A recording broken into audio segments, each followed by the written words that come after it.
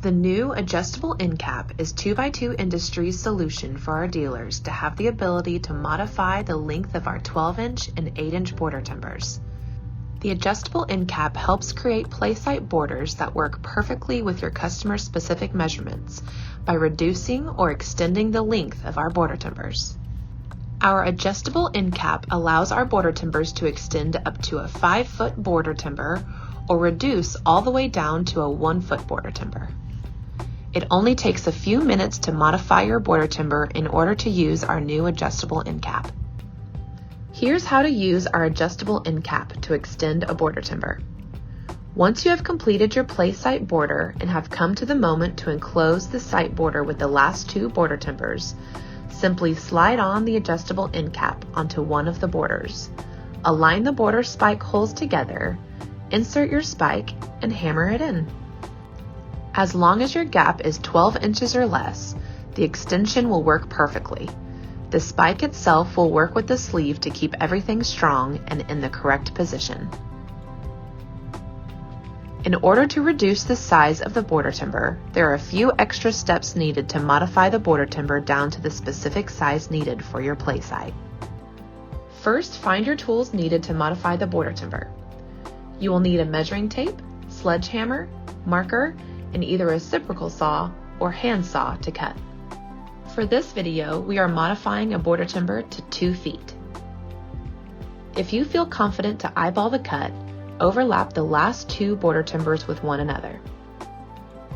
Find the border that has the under spike hole. We suggest you cut the border with the under portion of the border timber that receives the spike. Since we are dealing with a hollow product, this will assist in the overall longevity of the product. Once you find that border, place the adjustable end cap next to that border timber. Make sure the spike hole of the adjustable end cap is lined up with the spike hole to the connecting border.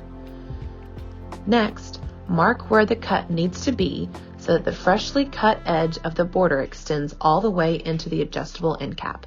The more border extended inside the sleeve will assist with the overall strength of the adjustable end cap. By just eyeballing it or using a ruler, extend your original marking on either side of the border timber to guide you during the cutting process.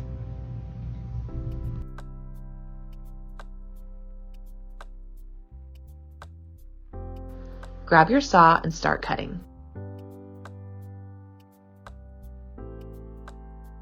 Unlike other adjustable end caps you will find in the playground industry, it is not necessary to achieve a perfect vertical cut. We understand you're hot, tired, and ready to get the job done. As you can see, we aren't perfect either.